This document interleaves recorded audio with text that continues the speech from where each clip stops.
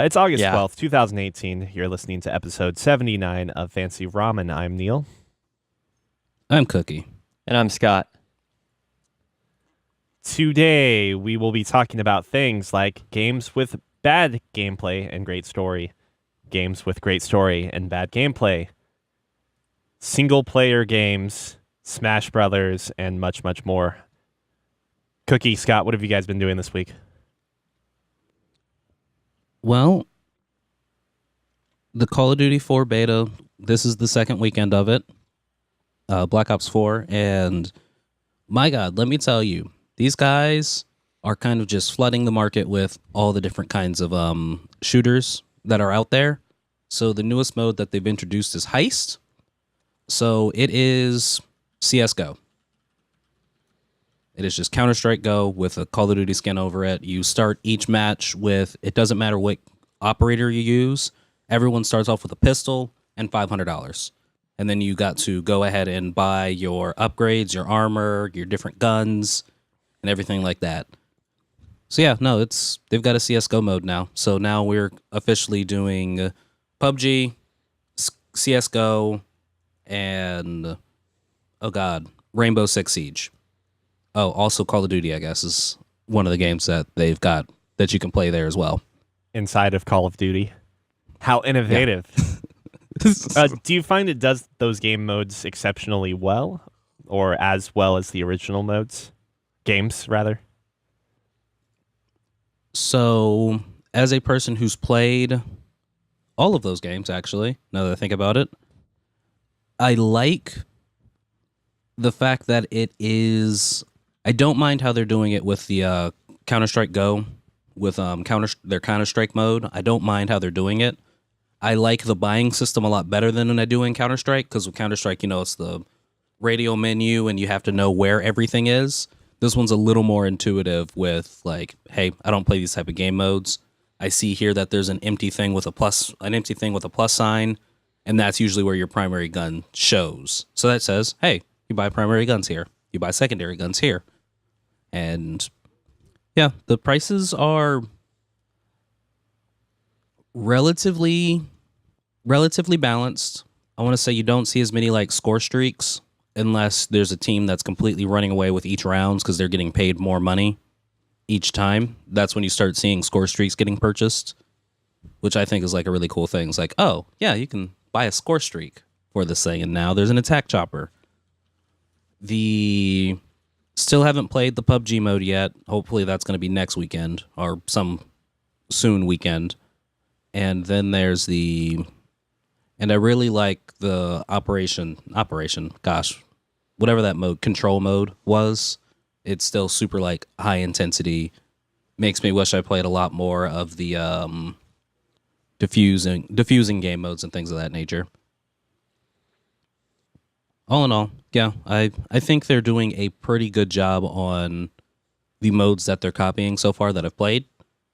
There's a couple of balance things here and there that they're just still working on with the guns and the operators since it's still in beta and waiting until November for it to launch.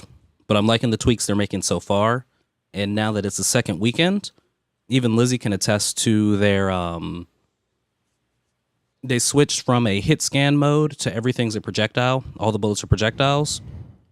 And they're doing that that recoil that you can learn and control. So Lizzie's been using this gun called the Spitfire since she first started playing this thing. And she's just like always on target. She knows exactly how to control this gun. And she's like, yeah, no, it's getting a lot easier and easier every time I fire it to like know which way it's going. It's not like hey, this has got mostly vertical recoil, but 10% of the time it'll shoot off to the left and then go up, or shoot off to the left and then go up, mirrored and all that jazz. But so I picked up the Spitfire because I was like, oh, Lizzie's using it. I'm going to try this gun out. She's melting people with this thing. I can't control that gun at all. Like, I was like, I don't know the patterns of this thing. I'm going to go back to my gun that I like to use.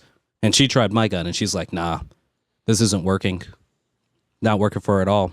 So yeah, so I am enjoying that is something that does happen in this game now. And then since they switched to projectiles, it's no longer like you're seeing kill swapping. So basically, I'll shoot at a character, they'll shoot at me, and we'll both die because even though he killed me first, my last bullet left the chamber and hit him. And that took him down as well. So it's no longer like, oh yeah, you died. So that rocket that you shot, it just stopped mid-flight because why would it not? That's a pretty nice addition, I assume. You appreciate that? I do. I appreciate that a lot. There's nothing feeling better than if you die, you at least take your enemy with you in those games. Pretty much. But yeah, so I've been playing a lot of Call of Duty, and it's the new month in that Switch game that I play sometimes with the tennis. Mario Tennis. Mario Tennis. I was going to say Stardew Valley. So yeah, so this is also it's now August, so also playing a bit more Mario Tennis now that they've introduced Blooper. The game is more balanced, I guess. I suck at that game. I haven't played this in forever. I thought you said that you mastered the arts of Mario Tennis. Like you were seeing the ones and zeros as you played. I did master the art, and then they changed it. And then they balanced it? Yep. And now I'm like, oh, well, I guess Waluigi and Bowser Jr. are no longer just surefire wins anymore. But yeah, I've been playing that, and oh god, there's like one more thing. Evo happened last weekend. So that got me back into wanting to play more fighting games. So I have been playing a lot more Street Fighter Alpha 3 and Street Fighter Third Strike on the Switch since I bought the 30th anniversary edition. I heard that Dragon Ball Z kind of took over. Dragon Ball Fighter Z kind of took over the spotlight at Evo. Oh my god, those games were amazing. Sonic Fox took home the win this year. In Is Street Sonic Fighter Fox 5. Oh, yeah? Is Sonic Fox the guy that wore the furry outfit? Yes, Sonic Fox is a furry. Okay. His persona is a blue fox. And he plays for Team Echo Fox. So things. But no, he took home the win for that. Daigo got beat out by the UK in Street Fighter 5, so that was kind of upsetting. And yeah. So fighting games still exist, and they make me excited. And that's what I'm going to be talking about today on today's topic. I'm gonna take a wild shot in the dark here that your fighting games are somehow gonna fall into the high quality gameplay, low quality story. But who knows? I'm looking forward to the surprise. I've got both. Have you ever seen Rick Fox wear the Sonic Fox hat? I guess you could say. You know, since Echo Fox is owned former by Rick NBA Fox, legend, Rick Fox's competitive esports gaming company, whatever team is probably a better way to put it. Yeah, there's a shot I just saw of Rick Fox wearing the hat. It's pretty good. He is wearing Sonic Fox's hat. You're correct. But yeah. Nice. So, Scott, what you been playing? Video game wise, I've played a little bit of Doom, and I actually unearthed my Super Nintendo the other day.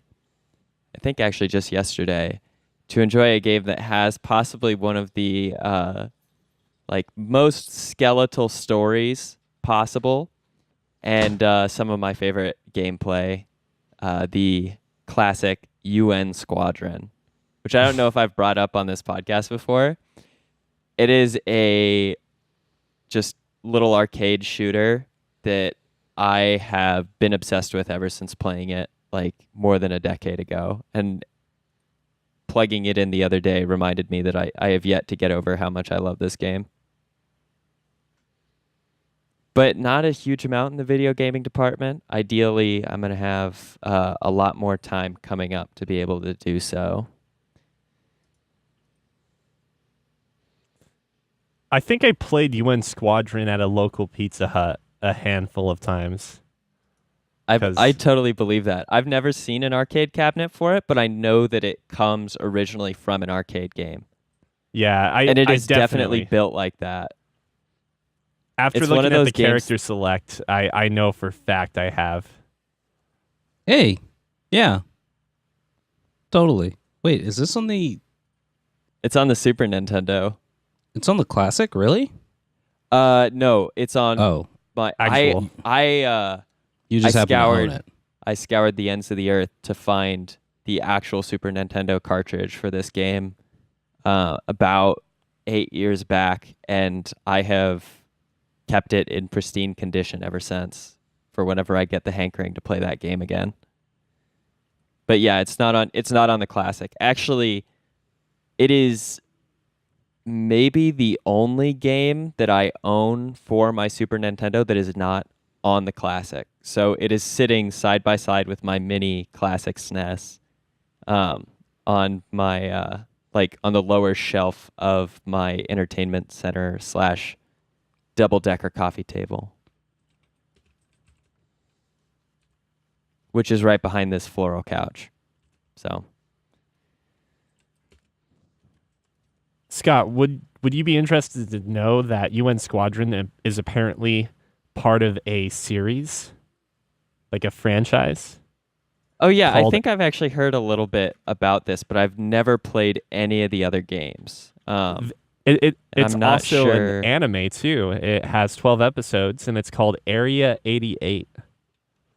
I mean, it can't be nearly as bad as the F-Zero anime, so I might watch it. at Maybe this it's point. actually got a rich storyline to it, and is I don't know. Kind of looks. Good God, the protagonist's hair is ridiculous.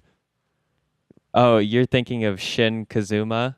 Yeah, if you see Yeah, like some of the OVA imagery, you will notice how like not only does it just like cover part of his face through the helmet, you'll see some 3/4 angle views where the hair is like jetting outwards like a plume, and it goes Oh, so holy far shit. out. Yeah. Like it goes almost to the extent or the length of his shoulder. Wow. From a That's side great. profile, it almost kind of looks like a bird-like beak, like that hooked kind of toucan shape. What Do you other? Do you know what the title of the other UN Squadron style games are? Like, there's I UN had 'em up Squadron, here. but what are the other games? Sorry, what was that? What are the other games that are apparently sequels or spiritual successors? Okay, UN so Squadron. the game I'm seeing here is Carrier Air Wing, Carrier Air Wing.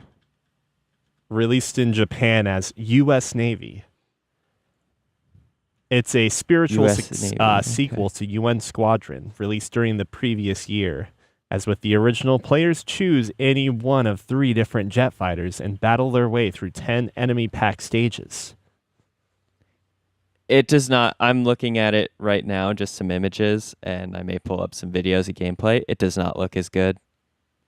Yeah, interestingly enough, it was so this is only an arcade game and it released the year after UN Squadron, whereas UN Squadron released in 91 on SNES.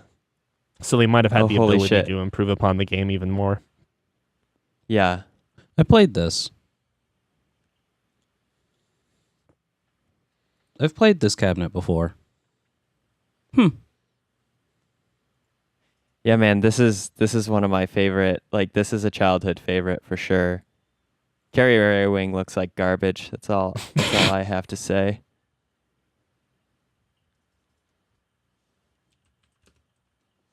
Okay, well that's it. That's all I've done for gaming. Honestly, I'm excited to actually do some in the upcoming week, but I've had some crazy busy times that I'm finally kind of getting out of, which is nice. But it's nothing exciting enough to talk about either. It's kind of like with Neil, there's just so much work to be done that my personal life has had to take a back seat for a bit. I Yep. forgive you. Thank you. I picked up God of War 4, What? or not 4, I guess just God of War for PS4, and Tiff's been playing that, and I've been watching a bit. I'll probably pick it up at some point after I finish Octopath Traveler. But nothing new to really talk much- about there. Oh, sorry? How much time do you think you've put into Octopath Traveler at this point? Uh, That's a game that I really want to get back to, and I am worried that I am just like scratching the surface of it. Well, I know I am. I've put in 50 hours, Okay, yeah. and I have not started any of the Chapter 4s yet. Do you suppose there's 4 or 5 chapters?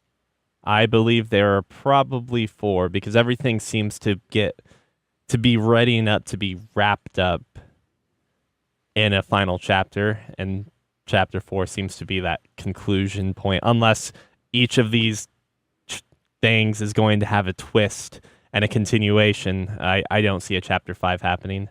That being said, I'm starting to see some overlap between the stories more and more, and I'm assuming you haven't gotten much further from the last time you talked about it, but I don't even know if I've made any progression from that.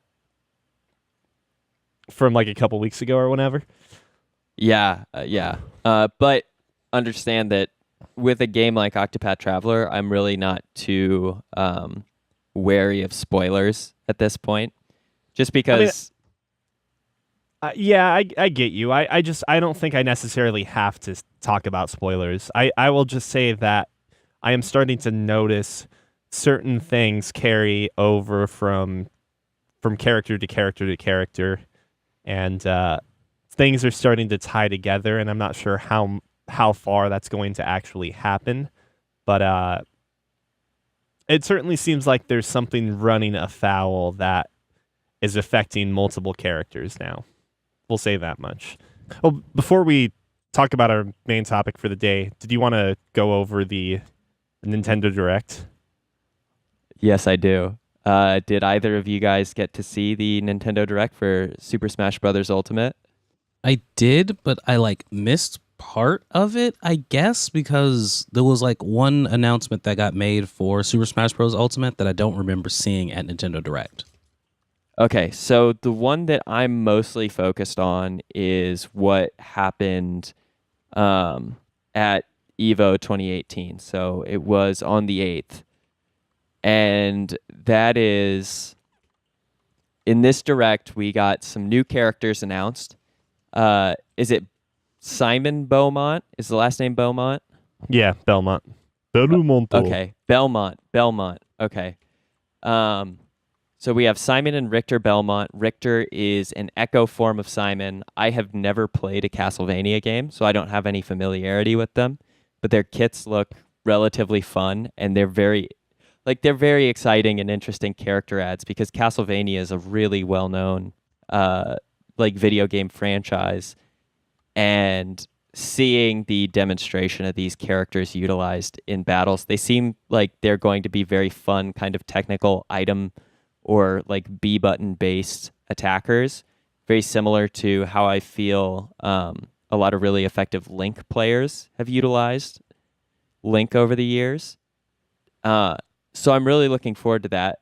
And the new stages that they announced. Oh, I'm sorry. There are a couple more characters that they mentioned for Echo characters, which are Chrom and Dark Samus. And I'll get to the last character at the end following the Nintendo Direct kind of format. Chrom it looks like a Roy Echo character. So he should be another close quarters sword fighter similar to Roy. And I don't really is an care Echo about character Chrom at all. the exact same, just a skin change? It is not a skin no. change. Yeah, they have moderate tweaks to their kit. If you have any examples, Cookie, feel free to fill in. So Roy and so Marth, think right? of, yeah, or Ike and what's his face? Does Ike have does he have an Echo character? No, but he plays real similar to that other guy. Ganon? Yeah. So yeah, Ganon and Falcon. those are kind of Echo character likes. Those Yeah. are like the first thoughts of Echo characters, since they have similar move sets, but Captain Falcon's going to be a lot faster than Ganon would be, and Ganon's going to hit you a bit harder. And so for like Super Smash Brothers Ultimate, there are some Echo characters that used to be just reskins. Daisy and Peach is one. Daisy's kit has been modified slightly from Peach's, and so now Daisy is an Echo character. But previously in all the other games, Daisy's skin was just something you could put on Peach, but her kit didn't change whatsoever. So there are changes like that. And I think one of the things that they're doing for this, one, it's going to help with actually condensing the screen, I think, quite a bit for character select, since there will be so many characters. But they're actually putting them into the same slots where you can switch between these Echo characters. In the other games, like Cookie was giving an example with Ganon and Captain Falcon, these were two characters that had a very similar kit that were like slightly different, and they were essentially two very separate characters, and characters that are still distinct like that, like Ganon and Captain Falcon, who are not the same character or in the same franchise or anything of that, will still be separate on the screen. But the Chrom-Roy matchup means that they can take one tile, and you can either have Roy with his like burning blade attack that'll cause damage on his B, or whatever Chrom's standard B is, and just be able to switch with them off of that character title or tile. The other one that they brought in was Dark Samus, for instance, and Dark Samus apparently has some changes to her kit that are going to be slightly different from Samus's. I find that normally a lot of these Echo characters perform about the same with all of their A button based attacks, and their B button attacks are the ones that have the most tweaks to them. Otherwise, their inherent characteristics of like speed or weight and things of that nature. But I'm looking forward to the introduction of that. I thought with the fix on Samus, I would be playing her a lot more now that she can charge her B in midair.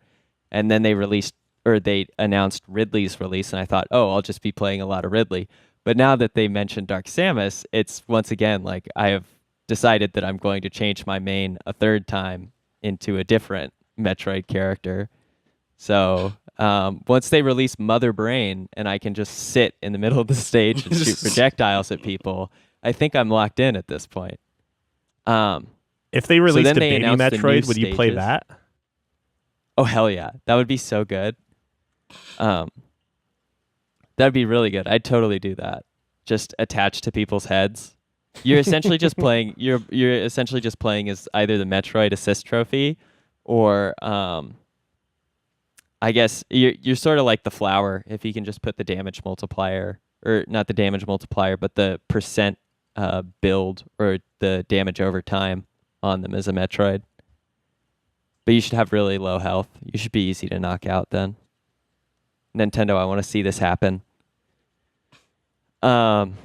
Anyway, the next things that were announced, and I'll try and fly through the things that are smaller details, but I think the other really big thing were stages. So there are 3 new stages that have been announced. They are Dracula's Castle.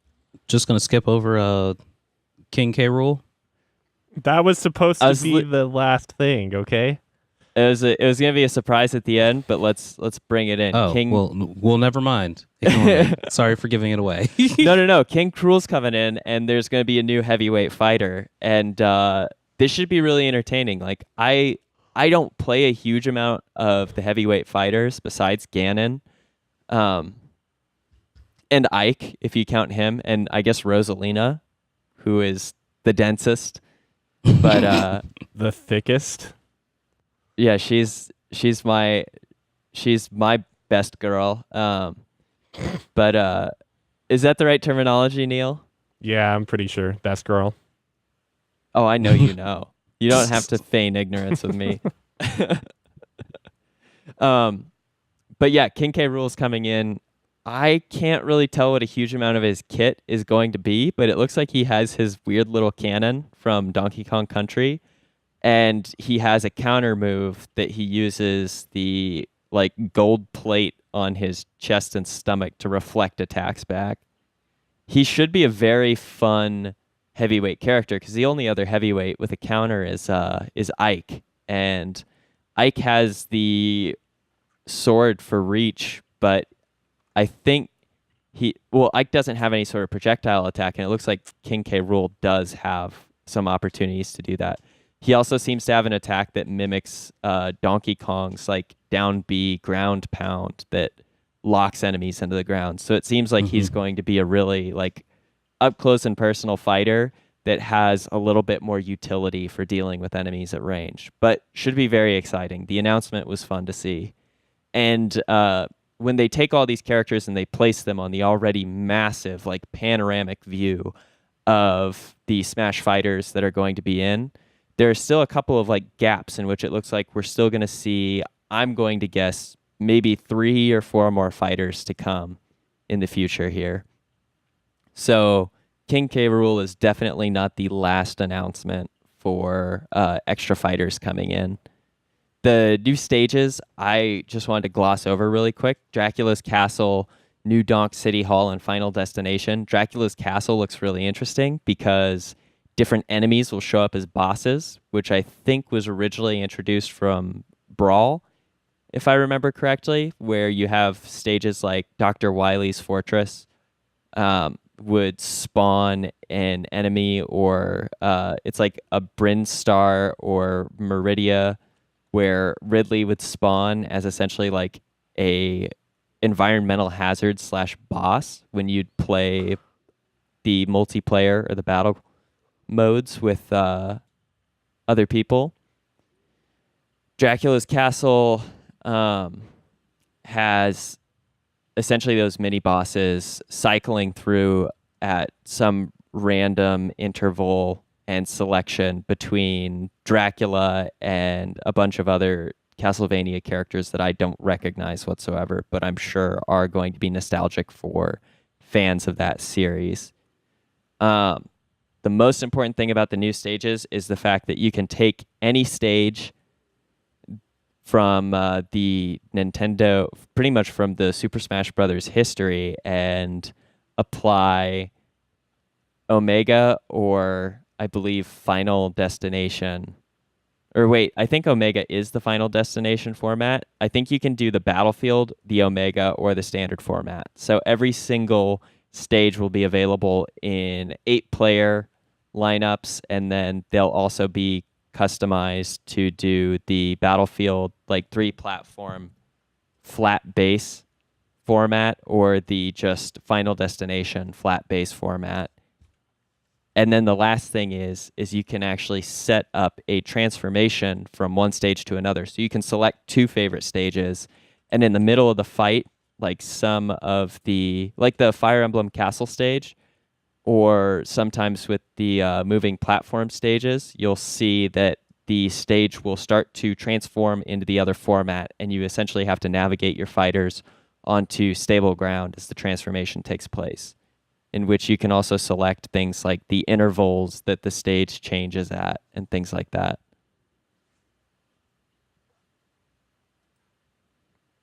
Yeah, that's awesome. Can I address the other stuff elephant just in the room? Yeah, sure. No, go ahead. Do the rest of the updates. Okay, yeah. The really quick announcements are they're bringing in some new modes or bringing back some old modes. There's the Squad Strike, which seems to be like a team-based battle in which you cycle through characters that you play with. There's a tourney mode that looks to be updated and is one of my favorite ways to play.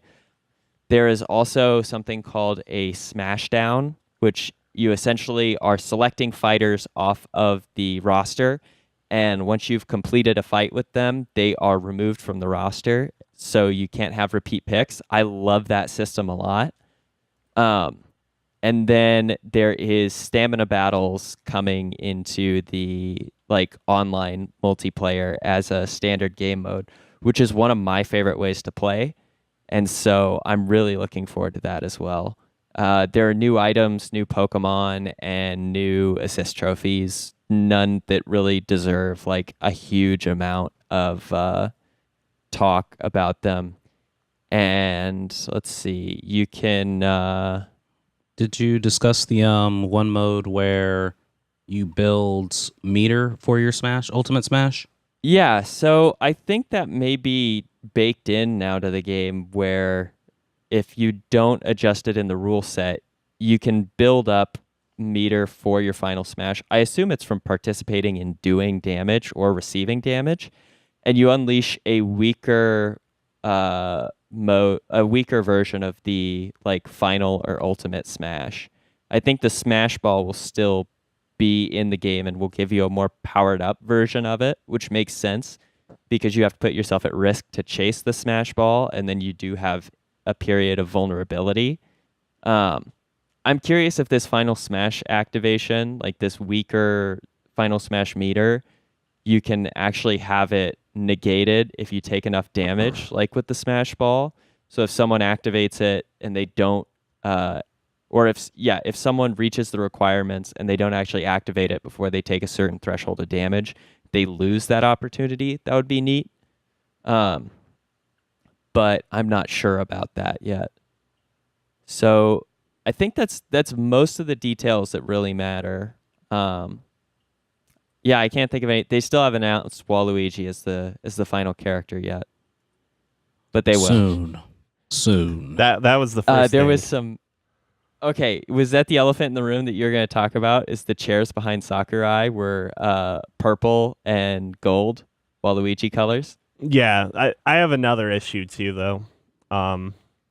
So what's up with Simon Belmont? I get Simon Belmont is in Super Castlevania 4, which is a very important game for the Super Nintendo. Richter Belmont, on the other hand, the only way I can justify his appearance is that he's around like a treasured era of Nintendo in which his game happens to appear. But his game Dracula X or Castlevania Dracula X, whatever. But Richter is otherwise, I think, in 3 other games.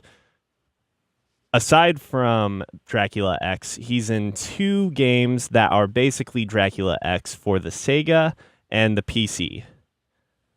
So, non-Nintendo. The last game he's in, and I could be wrong, maybe there's not a Sega port or version for it, but I think that's the case. The last game he's in is in Symphony of the Night, and for the PlayStation, and then Symphony of the Night for the PC, where he's actually a playable character, but again, for the PC. Now, doesn't that mean that like 1/4 of his appearances are actually on Nintendo platforms and the other ones aren't? And yes, I know Solid Snake gets tossed into Smash Brothers for basically just twin snakes. My theory is they made twin snakes just so they could bring him into Smash. Just so they could do that?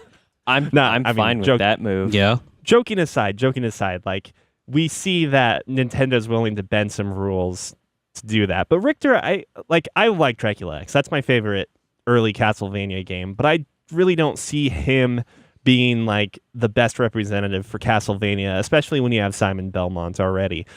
My question is, why is Alucard not like an actual character instead of a trophy?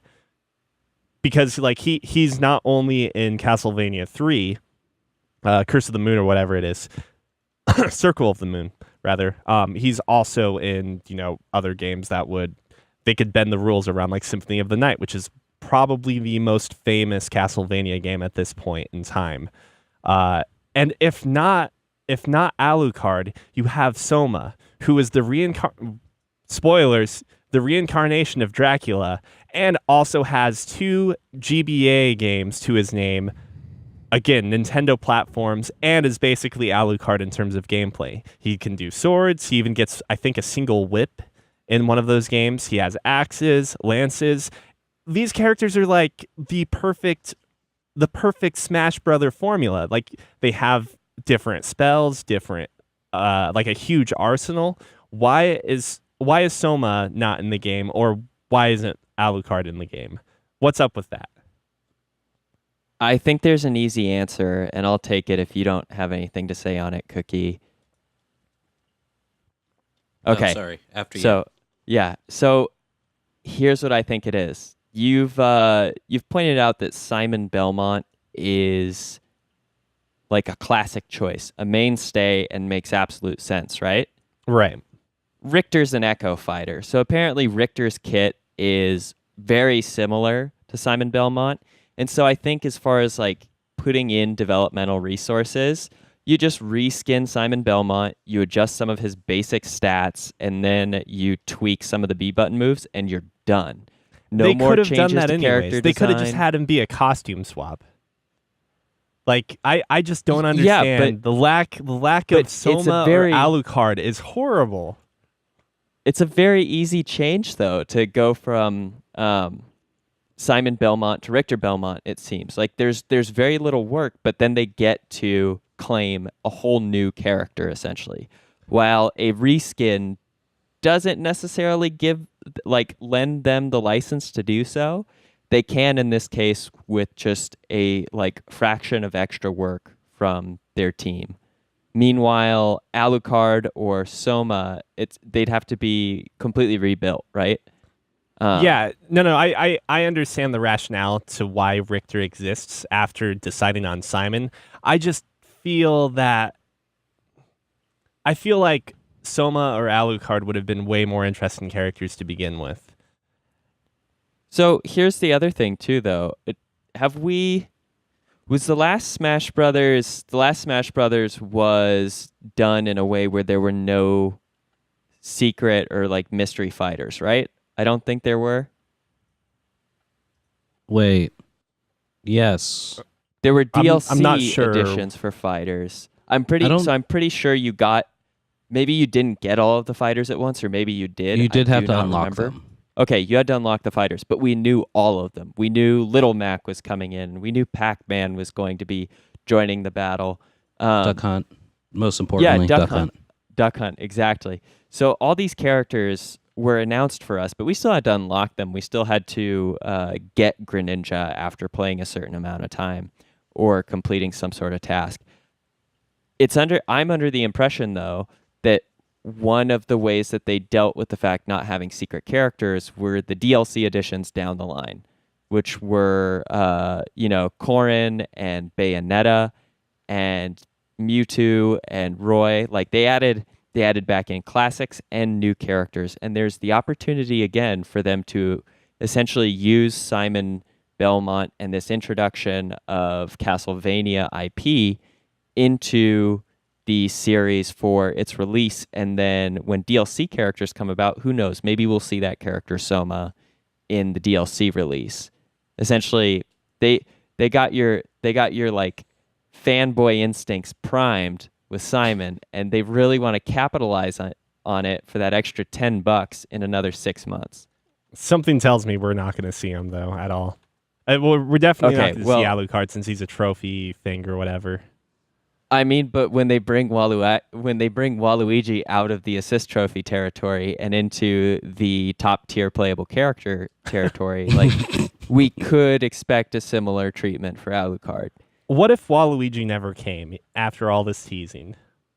It's tragic. That would be really disappointing because it could truly be the ultimate PR move for Nintendo at this point.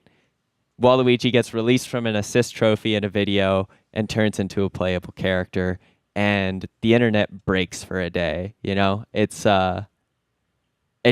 seems like it's the obvious choice to me. But I will say that with the introduction of a new IP, I always feel like that is leaving fertile ground for them to follow up with DLC stuff later. And it may not be Soma, but there are other characters from Castlevania. They added a Castlevania map, which makes me think that that is another way to essentially establish further ground to bring in more characters for their DLC editions. Because I'd be very surprised if they did not bring any sort of DLC into the game, even though there's so much content at this point. With how successful it was last time, I mean, it was one of the few games that I knew people who were really reticent to pay for DLC still shell out for because they were so excited for the new fighters like Ryu and whatnot. And it would be something that would maybe even work on me because Super Smash Bros. Is one of the few games that I think, paying $80 or $90 for this game is still relatively cheap when I think about the number of gameplay hours I get out of it in the end. I like it. Our main topic of the day, just wanted to go over great games despite having horrible characteristics, whether it's great story, horrible gameplay, or great gameplay, horrible story. And I think as we're going to talk through some of these things, we might end up arguing about what constitutes horrible story or horrible gameplay and so forth. Scott, I guess both of you were excited with a specific title or two in mind. So did either of you want to start? I feel like mine's going to spark argument, so Cookie should go first. Mine's not going to spark argument, at least not among us three, since I'm the only one who plays fighting games really. But I will say that I'm not a huge fan of so if you're a fighter, if you play fighting games, you either like the Capcom style of inputs, so quarter circles and the more fluid motion. Are you like the... You mean the good inputs? Continue. Exactly. Are you like the Mortal Kombat style of inputs, which is down back or down forward plus input, which is going to include your Mortal Kombats, your Injustices, anything made by NetherRealm Studios. Right. Me, I am of the same ilk as you, Neil, and I like the right way of doing it, the Capcom style, because why would you not have it that way? So when it comes to good story, Love and Justice 2 was an okayer story, and the just Mortal Kombat X, when they were like, oh yeah, video games can have story modes. This works. I just can't play those games because, man, those button inputs are just so... Everything feels really weighted down in those games. But you really like the story mode for Mortal Kombat X? And yeah, 9 or whatever it was before, the game beforehand? Yeah, I enjoyed like going through the stories and watching the entire universe reset in 9, or was the reset in Armageddon, or was Armageddon 9? It doesn't matter. Mortal Kombat's got a convoluted story. A lot of shit happens. But yeah, so I'd like to go with, throw my hat in the ring for terrible story, great gameplay is going to be your Mortal Kombats and your Injustices. And I'll also go... Wait, you mean great story, terrible gameplay? I think great story, terrible gameplay. Yeah, flip that around. And then if I got to go with a fighting game that's got terrible, convoluted story, great gameplay, the new, okay-ish gameplay, the newest Marvel vs. Capcom game that did not make it at EVO because who the fuck would play that? That's a situation where I feel like the gameplay is like not up to Marvel, like your typical Marvel bar, I guess. Actually, yeah. Yeah, never mind. Ignore me on that one then. Yeah, you're right, because no one was playing that game. But man, that not fucking even because of the story. That story was one dumpster fire.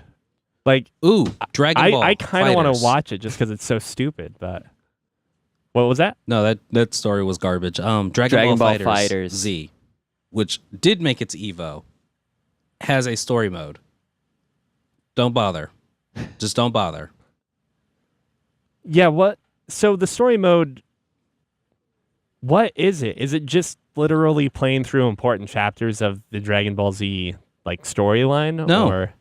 No, so you as the player goes into the game.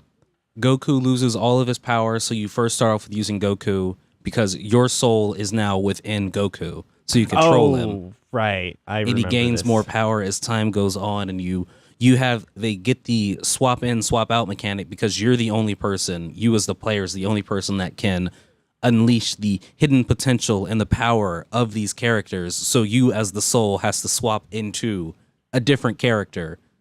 Thus, the tag battle system makes more sense. Thank God Kirito somehow made it into the Dragon Ball universe. So. What's her name? Is it Mary Sue? Excellent. Yeah, But yeah, that's not so- very good.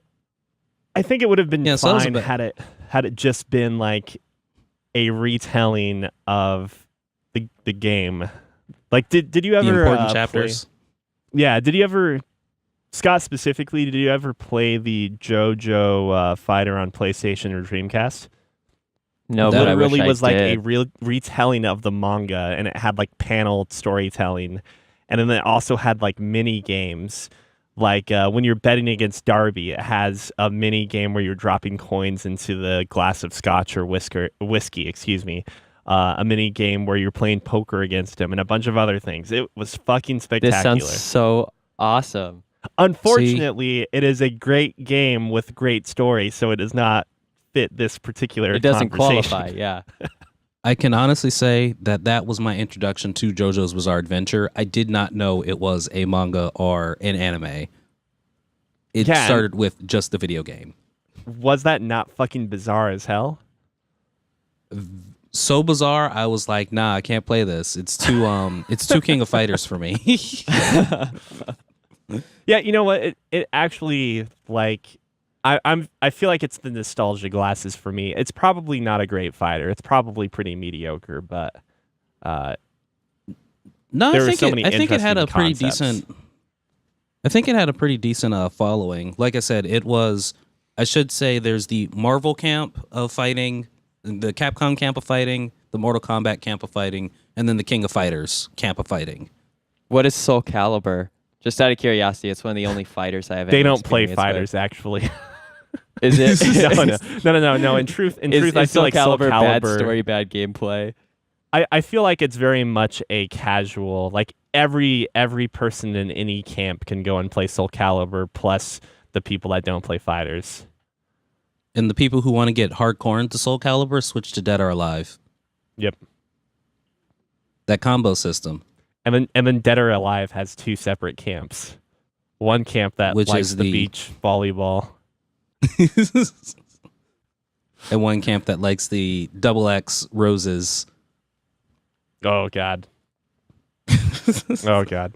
But yeah, so that's kind of my my tossing into the hat of like when it comes to hey, fighting games there are fighters with good stories that have just shitty gameplay. There are fighters with really good gameplay that have shitty stories. Dive Kick. Great gameplay. I mean, there's no story though, right? Like I think there's a difference No, there's a between shitty story and non-existent story. there's somewhat of a story. Do you think Tekken 1 has a story really? Like or Street Fighter 2? Like I think there's a difference between having epilogues at the end of your arcade mode and having cutscenes that are fucking terrible, aka Marvel Ultimate. Yeah, no, makes sense. I will say Street Fighter 2 is a part of the Street Fighter universe, and they found some kind of way to make those canonical, I guess. Yeah, through And when it like comes, through TV shows and through manga, they started to like further establish the story. But with things like, hey, you just do the arcade mode, and here's a little. This is what this person goes on to do. Yatta. yeah. No, you make a good point there. Either way, Scott, make us angry. I don't know if I'm gonna really do anything to upset Cookie here, besides bringing up Soul Calibur as a fighter. How dare you? Ivy's No, chain is useless. This one goes out to you, Neil. Games with just spectacular gameplay and terrible story is hard to say, but I think it's fair for. I think terrible story should be something that we consider a fair application or tag to something that will confuse or completely just fly over the heads of any normal gamer dropped into it, regardless if they have played another game in the series or not. Because I understand there are some games in a series that will have obviously a lot of like background narrative that if you didn't play the first 4 Halos, you have a couple questions as to what is going on. But at the end of the day, the goal is ultimately like do the thing that saves the day for whatever group or faction you're operating with, and that's very clear to you. Like just to give a preview example, when I played Halo 3, I had not actually played Halo 1 or 2 yet. And so I understood enough in Halo 3 of what I was supposed to be doing that it didn't matter that I didn't have a huge amount of background about who the Covenant were, like who the Arbiter is and why I'm allied with an alien, things like that. They fill you in enough that you can at least follow along with the standard narrative. A game in which I think it may be near impossible for someone who's never played any of the previous games before to suss out the actual like meanings and interactions of what's going on. And even to players who are familiar with the storyline are not always completely in the loop unless they do a lot of like background either like research or pay very close attention while they play. Is Metal Gear Solid 5. Oh, I was gonna guess Kingdom Hearts. Oh, I don't even follow Kingdom Hearts. All I know is that Kingdom Hearts is Disney and Final Fantasy, and they have wackily like large clown shoes, and that is all I understand about that game. You're pretty much with 90% of the population. Yeah. Good job. Metal Gear Anyway. Solid 5, a game that I think the gameplay is some of my favorite I've done in sort of open world tactical espionage almost ever. And yet, I've played most every Metal Gear Solid game besides, I think, Metal Gear Acid and Metal Gear, whatever the other one for the PSP was. Peace Walker? Peace No, Walker. that was yeah. Vita? I- I don't remember. I played Peace Walker. Okay. Acid? Acid was that was like a PSP game. It was a turn-based, tile-based combat game. Yeah. Alternate universe too, so like you don't have to play it to fully appreciate the Metal Gear Solid storyline for its grandeur. Okay, Which yeah, is definitely. which did is play that. where I'm getting the hints that maybe I have touched a nerve slightly, which I understand. I just think that an example is there's no better example of a game that is almost impossible to be breached like Metal Gear Solid games are. And Metal Gear Solid 5 is such a great example because not only is it a game that has amazing gameplay that I adore, but it's also wedged in between other events in a franchise that is already erratic and chaotic and wildly interconnected in a way that had I not played all of the games leading up to it, I would have been truly beyond any capacity of understanding. And instead, since I have played every game really necessary to understand the plot prior to it, besides Peace Walker, which does leave me with a bit of a gap as to how Metal Gear Solid 5 really starts out, like who's Paz and Chico and all these folks. Yeah, you literally don't have like that's probably I'm the missing- most important game to know. That and 3. Which I've played 3. I've played 3 to completion 4 or 5 times at least. Like that was up until Metal Gear Solid 5 my favorite Metal Gear Solid game by far. And I think made me appreciate it is a large contributing factor as to why I appreciated Metal Gear Solid 5 so much gameplay wise. Story wise though, truly I think the issue with Kojima Games is just he has these like really philosophical narratives that he is ultimately trying to employ and then, if not solve, then at least answer some things and leave larger questions for the player to tackle once finishing the games, which I respect and enjoy from a narrative or storytelling point. I just think that the opacity of these games to the general player is really beyond the scope of what you can expect out of most people. And therefore, I have to say, like, it's very difficult to appreciate as a narrative game unless you are like a diehard for the series. Yeah, I don't think I can argue against that because you're absolutely right. You have to have a degree of knowledge of previous games. You basically You have to have a knowledge degree, of maybe even a master's. Like, at least a master's, if not a doctorate. But you really do need to know like every game to some extent to actually enjoy every aspect of Metal Gear Solid 5. And so in weird ways, it's kind of like a love letter to the MGS fanatics. Also kind of a kick in the nads because the game really wasn't finished. yeah, But like even to enjoy it at its core, like in a way that you don't have to understand the meta of it, but you still need to understand the basic structure of the story. You need to understand Metal Gear Solid 3 to some extent for all of these titles. Peace Walker and a little bit of like Metal Gear 1 and 2. Metal 'Cause Gear.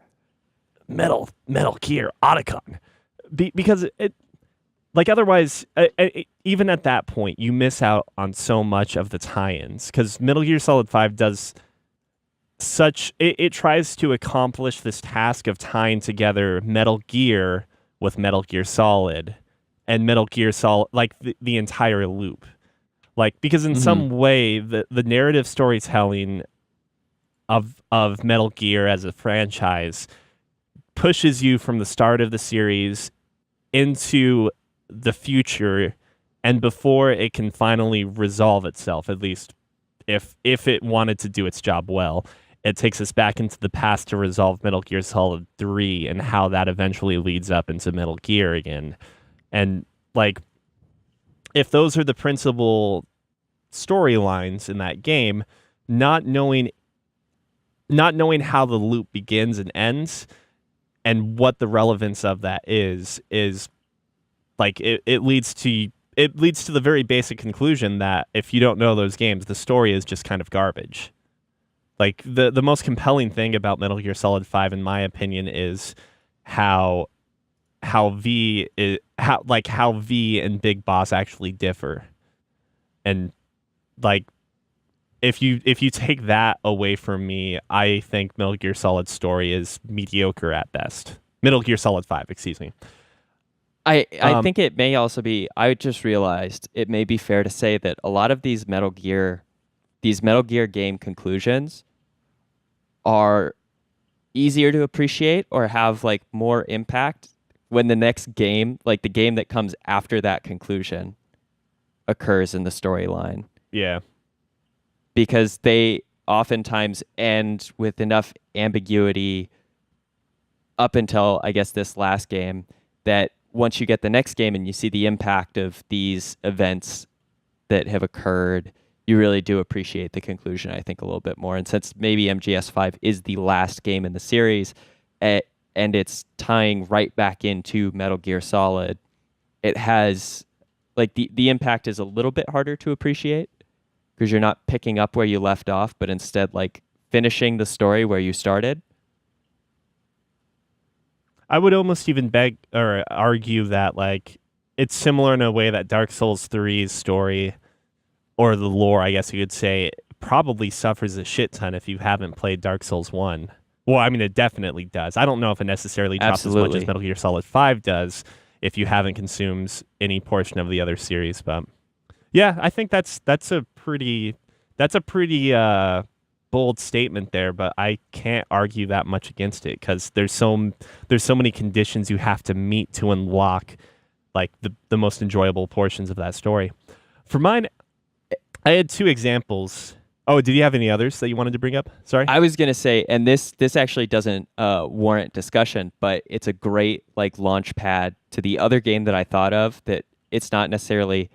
I had a really hard time finding games with terrible story that I've played that had great gameplay, but Dark Souls 2 is another great example. Dark Souls 1 and Dark Souls 3 make a like combined cohesive narrative, and Dark Souls 2 could be completely eliminated from the genre or from the series, and I think there would be zero issue whatsoever. The benefits that Dark Souls 2 really invoked upon development of Bloodborne and then later Dark Souls 3 were the mechanics that they updated in those games. And I thought I just thought about that now, that it is very similar to the Metal Gear Solid format, in which if you take Dark Souls 2 out of the picture, but you keep all of the mechanical enhancements it would have contributed to the games down the line, I think it's totally fine that the game wouldn't exist. Like nobody's thinking about how much they love the stories of Dark Souls 2, because it was just so separate and in a completely in its own microcosm compared to the rest of the series as a whole. But that's all I had to say. Yeah, I'd agree with that. For me, I had two polar opposites. One with like what I considered to be like a really great story, or at least for its time, because storytelling's gotten so much better in video games, and horrible gameplay. And then the opposite, horrible gameplay, or excuse me, great gameplay, horrible story. Wait, actually, shit. Now that I think about it, both of these are an example of bad gameplay with great story. I had another example, but it's eluding me at this point. Deadly Premonition. I've been wanting to pick that game up again. I installed it, applied some very basic fixes or like patches because the Steam version's apparently pretty fucked up. But let me tell you, this would be like the third or fourth time going through. It was specifically the hospital level. Going through the hospital and having to deal with the fucking horrible transition from regular detective FBI weird dude simulator into horrible shooting zombie mode. And like that game is so charming in its story and like all of the mechanics based around the investigation and traversing and so forth. And sometimes in like an ironic way, like the driving is so terrible, it's fun. But I hate the combat. The combat makes that game so terrible. It is the worst combat ever. And like in newer versions of the game, they basically trivialize the difficulty as an attempt to save face for that and make it more bearable. But good God, I cannot keep going through that hospital. I cannot keep going through that like the wood mill. Like every time I hit one of those, I immediately drive myself to go onto Google and see if someone has made a skip combat patch for this game yet. Like, there's a patch for Dragon Age Origins which allows you to skip the Mage's Tower dream sequence, which thank God, because that sequence is annoying as fuck. You've done it once. That's terrible, yeah. Yeah, and so the patch literally just, the dream starts, you do the last part of the dream, you get out of it, and you get all of the experience and items that you would have had you done the entire dream sequence. Perfect. Unfortunately, that doesn't exist for Deadly Premonition now. And maybe it's because it's taking out a core fundamental like combat entirely. But I find myself like struggling to get back into Deadly Prem because the combat is so fucking bad. I can recommend it to anyone that like hasn't played the game before, because I think the weirdness of the game gets you through, but like consecutive playthroughs, it's becoming too much for me. So you guys might have heard of the game Final Fantasy Tactics, which was like it heralded by many to be like a great game. Final Fantasy. It's a tactical turn-based, or it's a tactical RPG, or turn-based grid map. You move your characters around, you change classes, lots of things that make it like a staple or classic within the Final Fantasy setting. The team that made FFT made a game beforehand that they really kind of took a lot of the inspirations from this game and put it into FFT, especially in the story. And that game was called Tactics Ogre. And it was the sequel-ish to Ogre Battle, another classic Nintendo game. Ogre Battle would have later installments on the N64 and I think Game Boy Advance. Tactics Ogre has a really interesting story that mixes a little bit of fantasy and magic elements into largely a politically driven narrative about essentially an island that is or was rich of resources getting inhabited by neighboring countries, and playing as a character leading a revolution, a rebellion. and like part of that involves like your army is made up of different people from these 3 different races, and depending on the choices you make, you can actually start to alienate people in your army, and they'll even quit or desert based on what your moral decisions are. Lots of cool things to it. Again, it's an early PlayStation game, so it's not like the best storytelling scheme at that point, but really, really interesting.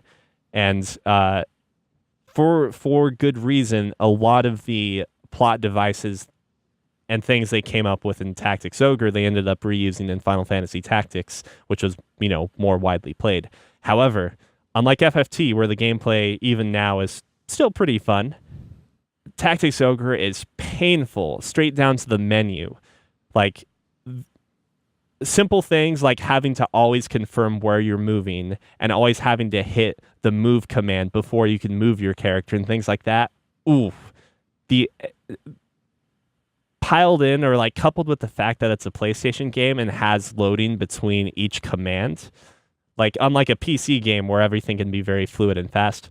Tactics Ogre, great story, I'd say, considering the time. Gameplay just makes it unbearable. Unbearable. It has loading? Weird. It looks like it was at least according to the Wikipedia page, it was actually originally for the Super Famicom. Yeah, that's actually a good point. It was originally for the Super Famicom, but it came out for us in America and on the PC.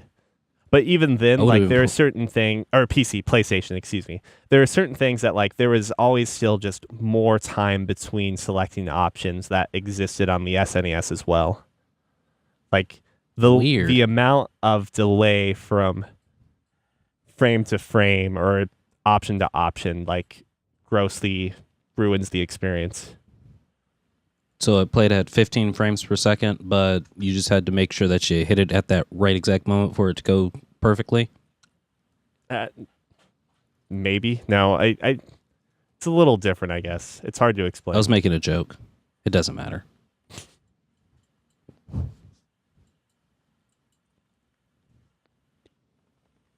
Looking for something?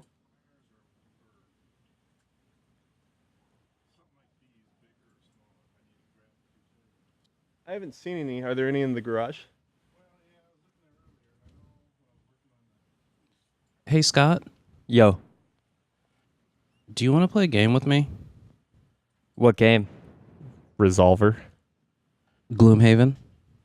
Gloomhaven. Have not heard of it. We'll have to look it up. We can talk about it after the pod. Oh, looks like a board game. Sweet. It is a board game, but they're coming out with they announced at the, oh God, what is the thing called? The big, I'll be right back, guys. The big board game conference. Big board game conference. They announced that they're Gen Con. They do board gaming. Okay. Yeah, Gen Con. They announced that they're releasing a electronic version. Ooh. Okay.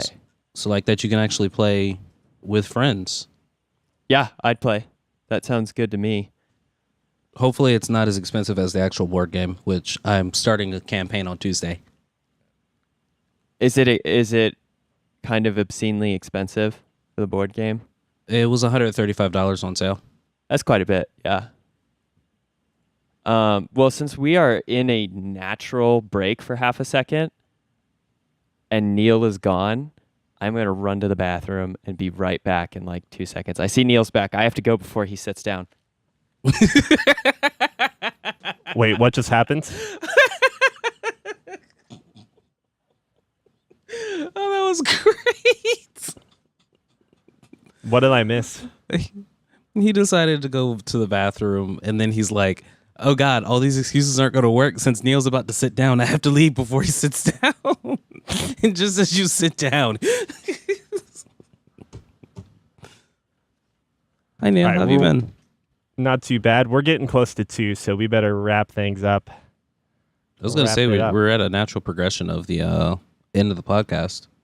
Yeah. Hey, Neil, what do you think about thick picks? What are thick picks? Like thick guitar picks. Oh, okay. I literally looked up THICC space PICS.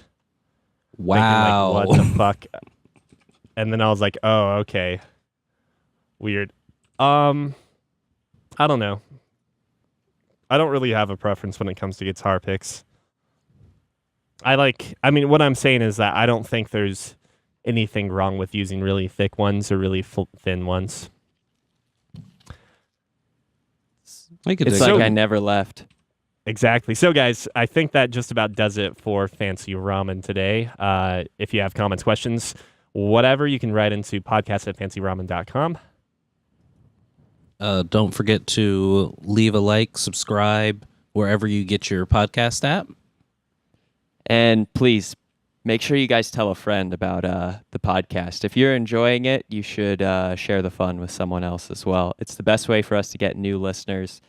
And we always welcome more growth to our platform.